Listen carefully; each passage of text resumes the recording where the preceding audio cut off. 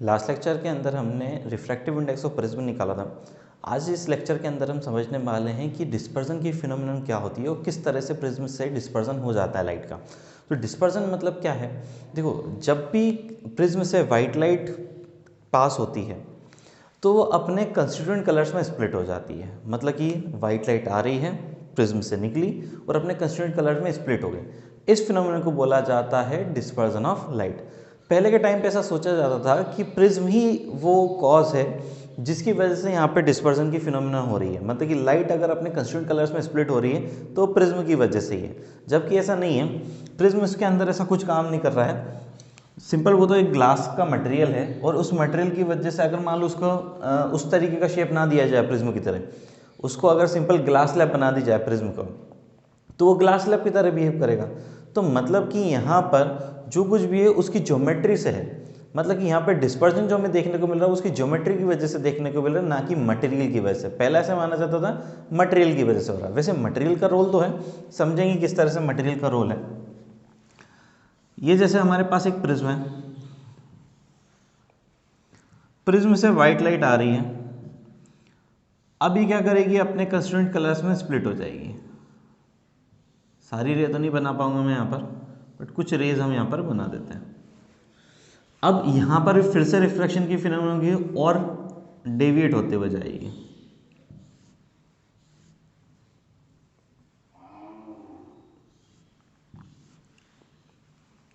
यहाँ पर अगर हमने एक स्क्रीन लगा दी तो हमें बैंड मिलेगा कलर का, नीचे VIBGYOR इस तरह से।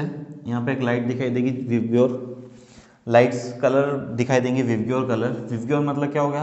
Violet, indigo, blue, green, yellow, orange, red. ये डिफरेंट डिफरेंट कलर्स के बैंड दिखाई देंगे। इसका मतलब ये हुआ कि वाइट लाइट सिर्फ वाइट नहीं है, इन सभी कलर का क्या है, वो कॉम्बिनेशन है। इन सभी कलर को मर्ज कर दिया जाए तो हमें क्या मिलेगी? वाइट लाइट मिलेगी। अब क्वेश्चन ये आता है कि यहाँ पर हमें स्प्लिटिंग देखने को क्यों मिल रही है, मतलब डिस्पर्जन की फिनोमिना क्यों हो रही है, इस चीज़ को समझना है। चलिए, अब यहाँ पर एक फॉर्मूला हमने थिन प्रिज्म के लिए ड्राइव करा था, del is equal to A into mu minus 1 angle of deviation के लिए। तो angle of deviation equal to angle of prism multiplied by refractive index minus 1। तो ये जो फॉर्मूला है ये हमारा एंगल ऑफ डेविएशन के लिए हो गया। अब अपन बात करते हैं एंगल ऑफ डेविएशन किस पर डिपेंड कर रहा है? एंगल ऑफ प्रिज्म पर। इन सभी कलर्स के लिए एंगल ऑफ प्रिज्म सेम रहेगा। और किस पर डिपेंड करता है? रिफ्रैक्टिव इंडेक्स के लिए। इन सभी कलर का रिफ्रैक्टिव इंडेक्स जो होगा वो डिफरेंट होगा। ये किसने बोला? कॉची ने बोला। क्या बोला है? Refractive index is equal to, इस तरह से वेरी करता है। मतलब कि refractive index depends on the wavelength. यहाँ पर वेवलेंथ डिफरेंट डिफरेंट कलर्स की रखो, आपको हर कलर के लिए रिफ्रैक्टिव इंडेक्स मिल जाएगा। जैसे आप लोगों को पता है कि रेड कलर की डिफरेंट वेवलेंथ होती है, वॉयलेट कलर की डिफरेंट वेवलेंथ होती है। सबसे कम वेवलेंथ जो है इसमें वॉयलेट कलर के लिए, सबसे ज़्यादा जो वेवलेंथ है वो रेड कलर के लिए है। तो सबसे कम रिफ्रैक्टिव इंडेक्स किसके लिए होगा? रेड का मिनिमम होगा और यहाँ पर वॉयलेट का मैक्सिमम होगा। क्या? Refractive index. कैसे आया? इस रिलेशन से आया। इस रिलेशन में ABC क्या है? कोई कांस्टेंट है। लैम्डा क्या है? वेवलेंथ है। आप जिस भी वेव की लिए रिफ्रैक्टिव इंडेक्स निकालना चाहें उसका यहाँ पर क्या रख दें? वेवलेंथ रख दें। वेवलेंथ रख दें तो क्या आ जाएगा आपको? रिफ्रैक्टिव इंडेक्स से जाएगा। ABC क्या है? कुछ कांस्टेंट है। अब आप देख सकते हो मैक्सिमम किसके लिए है? वॉयलेट कलर के लिए। तो ये जो डेल है, डेल मतलब डेविएशन। डेविएशन मैंने बताया था आपको, ओरिजिनल डायरेक्शन है, ये फाइनल डायरेक्शन है। अब ये लाइट कुछ ना कुछ क्या हो रही है? डेविएट। देखो, आप देख सकते हो जो डेविएशन किसके लिए है? वॉयलेट कलर के लिए है। और ये डेविएशन किसके लिए? रेड कलर के लिए। एंगल ज़्यादा किस में बन रहा है? वॉयलेट कलर में बन रहा है। तो डेविएशन उसका ज़्यादा होगा जिसका रिफ्रैक्टिव इंडेक्स ज़्यादा है। ये कहाँ से आया? यहाँ से। देखो, चलो बैकवर्ड चलते हैं। हमें बताया कि हर कलर की वेवलेंथ अलग अलग है। वेवलेंथ अलग होने की वजह से रिफ्रैक्टिव इंडेक्स डिफरेंट डिफरेंट होगा। And refractive index is inversely proportional to the wavelength. जिसके लिए वेवलेंथ कम होगी उसके लिए रिफ्रैक्टिव इंडेक्स की वैल्यू ज़्यादा होगी। तो यहाँ पे हम देख सकते हैं वॉयलेट कलर की जो वेवलेंथ है वो कम होती है तो उसका रिफ्रैक्टिव इंडेक्स ज़्यादा होगा। सिमिलरली रेड कलर के लिए बात करते हैं तो रेड कलर की वेवलेंथ ज़्यादा होगी तो उसका रिफ्रैक्टिव इंडेक्स कम हो जाएगा। तो यहाँ पे हमने देखा कि रेड कलर की वेवलेंथ ज़्यादा है, रिफ्रैक्टिव इंडेक्स कम हो गया। अब आगे चलते हैं, रिफ्रैक्टिव इंडेक्स के किससे फर्क पड़ता है? डेविएशन को। अगर रिफ्रैक्टिव इंडेक्स ज़्यादा है तो डेविएशन भी ज़्यादा होगा, रिफ्रैक्टिव इंडेक्स कम है तो डेविएशन भी कम होगा। ठीक है, तो हमने देखा था अभी कि रिफ्रैक्टिव इंडेक्स किसका सबसे ज़्यादा होगा? वॉयलेट कलर का। तो डेविएशन भी सबसे ज़्यादा किसका होगा? वॉयलेट कलर का। रिफ्रैक्टिव इंडेक्स सबसे कम है रेड कलर का, तो डेविएशन भी सबसे कम होगा रेड कलर का। इसका मतलब different different colour on the basis of their angle of deviation अपने पाथ को ट्रेस करेंगे। अब क्या हुआ कि हर कलर का एंगल ऑफ डेविएशन अलग अलग था, इसलिए वो अलग अलग एंगल पे आगे बढ़ी है। तो यहाँ पर हमें जैसे प्रिज्म से पास होता है तो डिफरेंट डिफरेंट कलर का बैंड दिखाई देता है। अब क्वेश्चन ये आता है कि सिंपल ग्लास स्लैब में ये क्यों नहीं हुआ? देखिए, सिंपल ग्लास स्लैब में अगर लाइट कुछ इस तरह से जा रही है तो भी वो अपने डिफरेंट डिफरेंट कलर्स में क्या हो जाती है? स्प्लिट हो जाती है। लेकिन जैसे ही बाहर निकलती है वो वापस से अपने सभी एक ही कलर में मर्ज होकर बाहर की तरफ निकलती है। कुछ इस तरह से एक्सप्लेन किया जाता है इसको कि लाइट जैसे ही बाहर निकली तो वो क्या हुआ? वैसे बात तो सही है यहाँ पर कि यहाँ पर क्या होना चाहिए था? एंगल ऑफ इंसिडेंस सभी के लिए सेम है। जैसे कि यहाँ पर हम बात करें ये एंगल ऑफ इंसिडेंस होगा तो यहाँ पर लाइट जा रही है, ये एंगल ऑफ रिफ्रैक्शन है। हर कलर का अगर रिफ्रैक्टिव इंडेक्स अलग है तो सभी कलर का रिफ्रैक्टिव एंगल या एंगल ऑफ रिफ्रैक्शन भी डिफरेंट डिफरेंट होना चाहिए था। बट वो क्या होता है कि यहाँ पर जाकर मर्ज होती है, मर्ज होकर दोबारा सेम डायरेक्शन में पैरेलल निकल जाती हैं। तो इस तरह से हमने देखा कि सिंपल ग्लास स्लैब के अंदर अगर वाइट लाइट आ रही है, अंदर बिल्कुल स्प्लिट होती है, बिल्कुल होगी, स्प्लिट होगी। लेकिन जब फर्स्ट और लास्ट मीडियम अगर उसका सेम है और फर्स्ट रिफ्रैक्टिंग सरफेस और सेकंड रिफ्रैक्टिंग सरफेस एक दूसरे के पैरेलल हैं तो अगर वाइट लाइट इंटर कर रही तो इमर्ज भी वाइट लाइट ही होती है। ये ऑब्जर्व किया गया। अभी इसके पीछे का लॉजिक क्या है वो बाद की क्लासेस में आप लोगों को समझ में आ जाएगा अगर आप ऑप्टिक्स को डिटेल में पढ़ेंगे तो। अभी के लिए हमारे लिए इतना ही है कि अगर फर्स्ट रिफ्रैक्टिंग सरफेस और सेकंड रिफ्रैक्टिंग सरफेस एक दूसरे के पैरेलल हैं तो जो भी कलर की लाइट एंटर कर रही है वही कलर की लाइट यहाँ पर एग्जिट करेगी। तो ये सब समझ में आ गया होगा आप लोगों को। इसको समराइज कर देते हैं कि क्या हुआ। वाइट लाइट किसी प्रिज्म से पास होती है, सभी कलर का रिफ्रैक्टिव इंडेक्स अलग अलग होता है। कैसे पता चला? वेवलेंथ के बेसिस पे। सभी कलर की वेवलेंथ भी अलग अलग है तो सभी का रिफ्रैक्टिव इंडेक्स अलग है, रिफ्रैक्टिव इंडेक्स अलग है तो सभी का डेविएशन भी अलग अलग होगा। तो हमने देखा जिसका रिफ्रैक्टिव इंडेक्स ज़्यादा है उसका डेविएशन ज़्यादा होता है। तो रिफ्रैक्टिव इंडेक्स ज़्यादा किसका निकला? जिसकी वेवलेंथ कम थी, दैट इज वॉयलेट कलर। तो वॉयलेट कलर के लिए डेविएशन सबसे ज़्यादा हुआ और सबसे कम डेविएशन हुआ रेड कलर के लिए। तो इस वजह से ये जब लाइट प्रिज्म से पास कराते हैं तो अपने कंस्टिट्यूएंट कलर्स में स्प्लिट हो जाती है और इसी फिनोमेनन को कहा जाता है डिस्पर्जन ऑफ लाइट।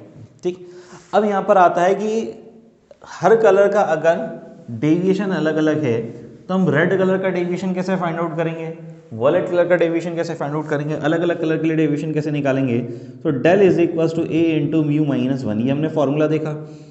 अब इसमें अगर वॉयलेट कलर का डेविएशन निकालना है तो एंगल ऑफ प्रिज्म तो देखो सभी कलर के लिए सेम रहेगा। देखो प्रिज्म कोई बार बार छोटा बड़ा तो होगा नहीं, तो एंगल ऑफ प्रिज्म सभी के लिए सेम है, बट रिफ्रैक्टिव इंडेक्स सभी के लिए डिफरेंट डिफरेंट होगा। तो डेल वी अगर हम लिखना चाहते हैं मतलब refractive index of the violet colour, then it is equal to A into mu v minus 1।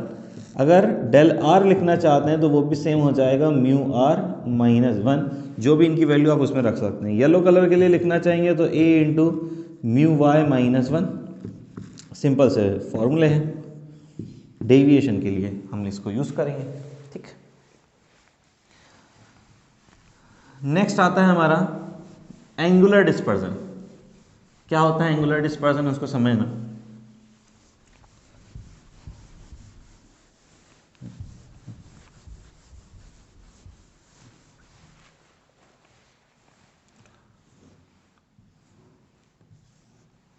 Light आई, एक लाइट इधर गई, एक लाइट इधर गई, एक इधर चली गई, एक इधर चली गई।